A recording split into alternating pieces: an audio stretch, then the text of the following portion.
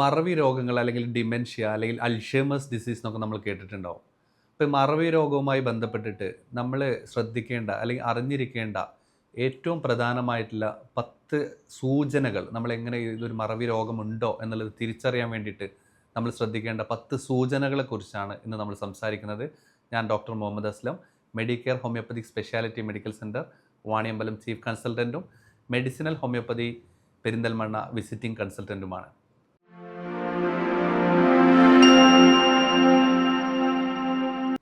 കഴിഞ്ഞ ദിവസം ഒരു മകൾ തൻ്റെ ഉമ്മയുമായിട്ട് ക്ലിനിക്കിലെത്തി. അങ്ങനെ അവർ ക്ലിനിക്കിലെത്തിയിട്ട് ആ മകൾ പറഞ്ഞു, ഡോക്ടർ എൻ്റെ ഉമ്മ ഇപ്പോൾ ഭയങ്കരമായിട്ട് ചീത്ത പറയുന്നു എന്നെ. മുമ്പൊന്നും ഇങ്ങനെ ആയിരുന്നില്ല എൻ്റെ ഉമ്മ. ഭയങ്കര ലവിങ് ആയിരുന്നു, കെയറിങ് ആയിരുന്നു. ഇത്രയും കാലമായിട്ട് ഞങ്ങളൊന്ന് അടിക്കുകയോ തല്ലുകയോ വഴക്ക് പറയുകയോ ഒന്നും ചെയ്തിട്ടുണ്ടായിരുന്നില്ല. പക്ഷേ ഇപ്പോൾ ഉമ്മ ഭയങ്കരമായിട്ട് മാറിപ്പോയി. എന്താണ് ഡോക്ടറെ പ്രശ്നം എന്നുള്ളത് ചോദിച്ചിട്ടായിരുന്നു അവരെത്തിയിട്ടുള്ളത്. പിന്നീട് അവർ പറഞ്ഞൊരു കാര്യം, പലപ്പോഴും കുടുംബക്കാരോ വീട്ടുകാരൊക്കെ അയൽവക്കക്കാരൊക്കെ വരുമ്പോൾ ഞാൻ ഉമ്മക്ക് എല്ലാ കാര്യങ്ങളും ചെയ്തു കൊടുക്കുന്നുണ്ട്. പക്ഷേ ഉമ്മ അവരോട് പറയും, ഇവൾ എന്നെ നോക്കുന്നില്ല, എനിക്ക് ഭക്ഷണം പോലും തന്നില്ല എന്നുള്ളതൊക്കെ പറയും. അപ്പോൾ ഞാൻ വല്ലാതെ അതിൽ വിഷമിക്കുന്നു ഡോക്ടറെ. ഞാൻ എന്ത് ചെയ്യണമെന്ന് ചോദിച്ചിട്ടാണ് അവർ വന്നത്. ഇത് അവരുടെ ഒരു മറവി രോഗത്തിൻ്റെ ഒരു ലക്ഷണമായിരുന്നു എന്നുള്ളത് ആ ഉമ്മയും ആ മകളും തിരിച്ചറിഞ്ഞിരുന്നില്ല. ഏറ്റവും പ്രധാനമായിട്ടുള്ള ഒന്ന് എന്നുള്ളത് മറവി രോഗത്തിൽ ഈ പറഞ്ഞ ഒരു ലക്ഷണം തന്നെയാണ്. പലപ്പോഴും നമ്മളത് കണ്ടെത്താൻ പലപ്പോഴും വൈകാറുണ്ട്. അതൊരു മറവി രോഗമാണെന്ന് തിരിച്ചറിയാറില്ല. പലപ്പോഴും അത് ഫാമിലി പ്രശ്നങ്ങളിലേക്ക് വരെ വഴിവെക്കാറുണ്ട്.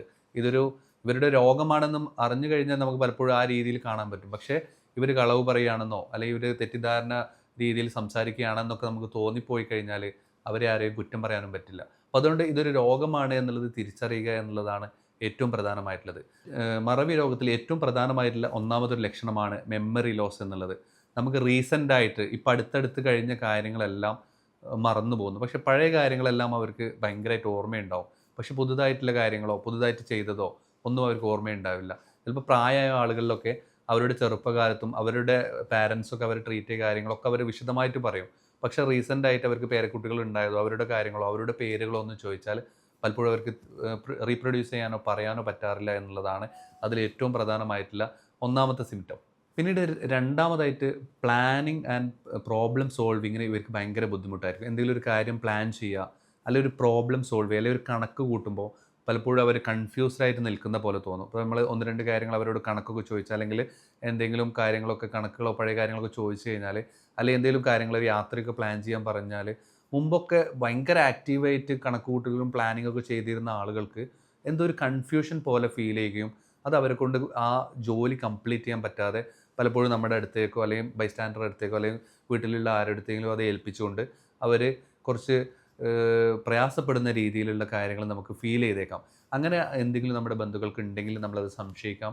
ഒരു ഡിമെൻഷ്യയുടെയോ അല്ലെങ്കിൽ അൽഷൈമേഴ്സിൻ്റെയോ ഒക്കെ ലക്ഷണങ്ങൾ തുടക്ക ലക്ഷണങ്ങളായിരിക്കാം എന്നുള്ളത് നമ്മൾ മനസ്സിലാക്കുക എന്നുള്ളതാണ്. പിന്നീട് മൂന്നാമതായിട്ട് അവർക്ക് ഫെമിലിയർ ആയിട്ടുള്ള ടാസ്കുകൾ അവർക്ക് മിസ് ചെയ്യുക എന്നുള്ളതാണ്. ഇപ്പോൾ സ്ഥിരമായിട്ട് കുക്ക് ചെയ്തുകൊണ്ടിരുന്ന ആളായിരുന്നു, സ്ഥിരമായിട്ട് ഡ്രൈവ് ചെയ്തുകൊണ്ടിരുന്ന ആളായിരുന്നു, അല്ലെങ്കിൽ സ്ഥിരമായിട്ട് അവർ ചെയ്തുകൊണ്ടിരുന്ന വർക്കുകൾ അല്ലെങ്കിൽ സ്ഥിരമായിട്ട് എന്തെങ്കിലും കൃഷിപ്പണി ചെയ്തിരുന്ന ആളായിരുന്നു.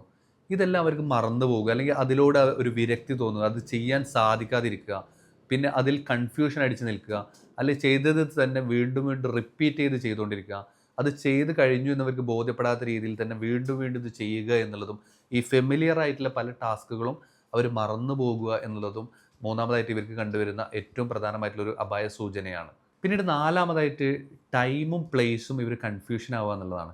ഇപ്പോൾ സമയത്തെക്കുറിച്ചോ അല്ലെങ്കിൽ ദിവസത്തെക്കുറിച്ചോ തീയതിയെക്കുറിച്ചോ ഒന്നും ഇവർക്കൊരു വ്യക്തത വരാതിരിക്കുക. ടൈമും സ്ഥലവും സ്ഥലകാല ബോധം ചിലപ്പോൾ നഷ്ടപ്പെടുക, അല്ലെങ്കിൽ നമ്മളിപ്പോൾ എവിടെയാണ് എന്നുള്ളത് ചോദിക്കുമ്പോൾ ചിലപ്പോൾ മുമ്പുള്ള വേറെ എവിടെയോ പഴയ വീടുകളുടെയൊക്കെ കാര്യങ്ങൾ പറയുക, അല്ല ഇപ്പോൾ അവരെവിടെ നിൽക്കുന്നു എന്നുള്ളതിനെക്കുറിച്ച് അവർക്കൊരു കൃത്യമായിട്ടൊരു ധാരണയില്ലാതിരിക്കുക. അതിനെക്കുറിച്ച് അവർ ഭയങ്കരമായിട്ട് കൺഫ്യൂസ്ഡ് ആവുന്ന രീതിയിൽ അവർക്ക് അങ്ങനെ ലക്ഷണങ്ങൾ ഉണ്ടെങ്കിലും ഇത്തരം ഒരു മറവി രോഗത്തിൻ്റെ ലക്ഷണങ്ങളായിരിക്കാം എന്നുള്ളത് നമ്മൾ ശ്രദ്ധിക്കുക. പിന്നീട് വിഷ്വൽ പ്രോബ്ലം, കാഴ്ചയിൽ ഉണ്ടാകുന്ന ഒരു പ്രോബ്ലം, വിഷ്വൽ ജഡ്ജ്മെൻറ്റ്, അവർക്ക് കാഴ്ചയിൽ ഉണ്ടാകുന്ന പല പ്രയാസങ്ങളും, അല്ലെങ്കിൽ വായിക്കാൻ പ്രയാസം അനുഭവിക്കുക, അല്ലെങ്കിൽ അക്ഷരങ്ങൾ തപ്പിത്തടഞ്ഞ് വായിക്കുക, ഒരു കാര്യം വായിക്കുമ്പോൾ അത് പൂർണ്ണതയിൽ എത്തിക്കാൻ പറ്റാതിരിക്കുക, അല്ലെങ്കിൽ ഡ്രൈവ് ചെയ്യാൻ പ്രയാസം ഉണ്ടാവുക, അല്ലെങ്കിൽ ഡ്രൈവിങ്ങിൽ തന്നെ ആ വിഷ്വലി ജഡ്ജ് ചെയ്യാതിരിക്കുക, വണ്ടി ഇടയ്ക്കിടയ്ക്ക് ആക്സിഡൻ്റ് ആവുക, അല്ലെങ്കിൽ വണ്ടിയിൽ നിന്ന് വീഴുക, ഇത്തരം കാര്യങ്ങളൊക്കെ പലപ്പോഴും അവർക്കൊരു കോംപ്രിഹെൻഷൻ കറക്റ്റ് അല്ലാതിരിക്കുക, ഒരു കൃത്യമായിട്ടൊരു കൺഫ്യൂഷൻ സ്റ്റേറ്റിലേക്ക് അവർ പോവുക എന്നുണ്ടെങ്കിലും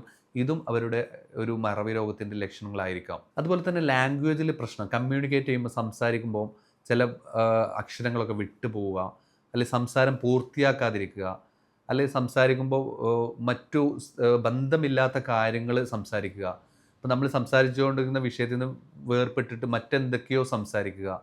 ഇതുപോലെയുള്ള ലാംഗ്വേജിലും ഇവർക്ക് കൃത്യമായിട്ടുള്ള പ്രശ്നങ്ങൾ വരാറുണ്ട്. അപ്പോൾ ഇത്തരം പ്രശ്നങ്ങളും നമുക്ക് തരുന്ന ചില സൂചനകളാണ് ഡിമെൻഷ്യയുടെ ലക്ഷണങ്ങളാണോ എന്നുള്ളത് തിരിച്ചറിയാനുള്ള ചില സൂചനകളായിട്ട് നമുക്ക് മനസ്സിലാക്കാവുന്നതാണ്. പിന്നീട് തന്നെ നമ്മൾ പലപ്പോഴും വസ്തുക്കൾ തെറ്റി വെക്കുക. എവിടെയെങ്കിലും സ്ഥിരമായിട്ട് വെക്കുന്ന സ്ഥലത്ത് നിന്ന് ഫോണോ അല്ലെങ്കിൽ കീയോ നമ്മുടെ പേഴ്സോ മൊബൈലോ ഒക്കെ എവിടെയോ വെച്ച് മറന്നു പോവുക, അല്ലെങ്കിൽ നമ്മൾ സ്ഥിരമായിട്ട് വെക്കുന്ന സ്ഥലത്തിൽ നിന്ന് മാറി അവർക്ക് പരിചയമില്ലാത്ത സ്ഥലങ്ങളിലൊക്കെ വെച്ച് മറന്നു പോവുക, അത് നഷ്ടപ്പെടുത്തുക.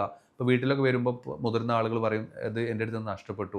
എങ്ങനെയാണ് എന്നുള്ളത് അവർക്ക് മനസ്സിലാക്കാത്ത രീതിയിൽ ചിലപ്പോൾ നഷ്ടപ്പെട്ടു പോകുന്ന സാഹചര്യങ്ങൾ ഉണ്ടാവാം. അപ്പോൾ ഇത്തരം ലക്ഷണങ്ങൾ അവർ സാധിക്കുന്നുണ്ടെങ്കിൽ ഇത്തരം കാര്യങ്ങളിലേക്ക് നമ്മൾ ശ്രദ്ധിക്കേണ്ടതാണ്. ഇപ്പോൾ മുതിർന്ന ആളുകളൊക്കെ വീട്ടിലുള്ള ആളുകൾ ഇത്തരം ലക്ഷണങ്ങൾ അവരിൽ ഉണ്ടോ, അല്ലെങ്കിൽ നമുക്ക് തന്നെ സ്വന്തമായിട്ട് എനിക്കൊരു മറവി രോഗമുണ്ടോ എന്ന് സംശയിക്കുന്ന ആളുകളിൽ ഇത്തരം ലക്ഷണങ്ങളൊക്കെ അവർക്കൊന്ന് ശ്രദ്ധിക്കാവുന്നതാണ്. ഇത്തരം ലക്ഷണങ്ങൾ ഉണ്ടെങ്കിൽ ഇമ്മീഡിയറ്റ് ആയിട്ട് ഒരു ഡോക്ടറെ കൺസൾട്ട് ചെയ്യുകയും പരമാവധി ഈ ബ്രെയിനിൻ്റെ ഡാമേജ് കുറക്കാവുന്ന മരുന്നുകളൊക്കെ നമുക്ക് ഉൾപ്പെടുത്തി കഴിക്കാവുന്നതാണ്. കൂടുതലായിട്ട് ഡിമെൻഷ്യയിലേക്ക് പോവാതിരിക്കാനും അൽഷിമേഴ്സിലേക്ക് പോവാതിരിക്കാനും ഒക്കെ നമുക്ക് പല മെഡിസിൻസും നമുക്ക് ആഡ് ഓൺ ചെയ്തുകൊണ്ട് തന്നെ അതിനെ പിടിച്ചു നിർത്താനുള്ള സാഹചര്യം നമുക്ക് ഉണ്ടാക്കാവുന്നതാണ്. അപ്പോൾ അതുകൊണ്ട് തന്നെ ഈ ലക്ഷണങ്ങൾ കൃത്യമായിട്ട് നമ്മൾ മനസ്സിലാക്കുക എന്നുള്ളതാണ്. പിന്നീട് ഏറ്റവും പ്രധാനമായിട്ടുള്ള ഒന്നാണ് സോഷ്യൽ വിത്ഡ്രോവൽ എന്ന് പറഞ്ഞത്. സമൂഹത്തിൽ നിന്ന് മാറി ഒഴിഞ്ഞൊഴിഞ്ഞ് പോവുക.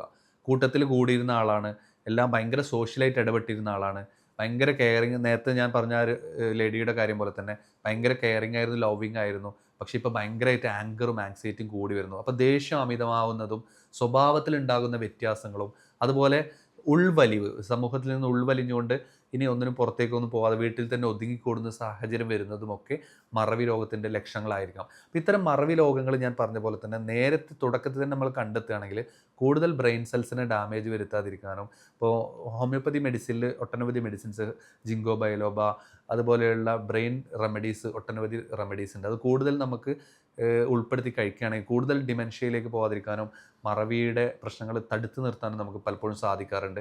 പ്രൊലോങ് ചെയ്യാൻ സാധിക്കാറുണ്ട്. പെട്ടെന്ന് തന്നെ നമുക്കത് നഷ്ടപ്പെട്ട് ഒരു അൽഷിമേഴ്സിൻ്റെ അവസ്ഥയിലേക്കും, ദയനീയമായ പല രോഗികളെയും കണ്ടിട്ടുണ്ട്. പലപ്പോഴും ആരോഗ്യത്തിന് അവർക്കൊരു യാതൊരു പ്രശ്നങ്ങളും ഉണ്ടാവില്ല. പക്ഷേ മറവി നശിക്കുന്നതോടുകൂടി സ്വന്തമായിട്ടുള്ള അവരുടെ കാര്യങ്ങൾ, ഭക്ഷണം കഴിക്കാൻ, ടോയ്ലറ്റ് പോകാൻ, അവരുടെ കാര്യങ്ങൾ ചെയ്യാൻ പോലും സാധിക്കാത്ത രീതിയിലേക്ക് ഭയങ്കരമായിട്ട് വിഷമിക്കുന്നു. അല്ലെങ്കിൽ വീട്ടിൽ നിന്ന് ഇറങ്ങിപ്പോകുന്നത്, അവർക്ക് എവിടെയാണെന്ന് സ്ഥലകാല ബോധമില്ലാത്ത രീതിയിൽ പല കാര്യങ്ങളും ചെയ്യുന്നത്, ഒരു മാനസിക രോഗി ചെയ്യുന്ന രീതിയിലുള്ള പല കാര്യങ്ങളും ചെയ്യുന്ന രീതിയിലുള്ള പല രോഗികളും കണ്ടിട്ടുണ്ട്. അപ്പോൾ അതുകൊണ്ട് അത്തരം അവസ്ഥയിലേക്ക് അത് കൂടുതൽ മൂർച്ഛിച്ച് പോവാതിരിക്കാൻ നമുക്ക് കൃത്യമായിട്ട് ഹോമിയോപ്പതി ട്രീറ്റ്മെൻറ്റ് എടുക്കുകയാണെങ്കിൽ, തുടക്കത്തിൽ തന്നെ എടുക്കുകയാണെങ്കിൽ ഡിമെൻഷ്യ മാനേജ് ചെയ്യാൻ നമുക്ക് സാധിക്കുമെന്നുള്ളതാണ്.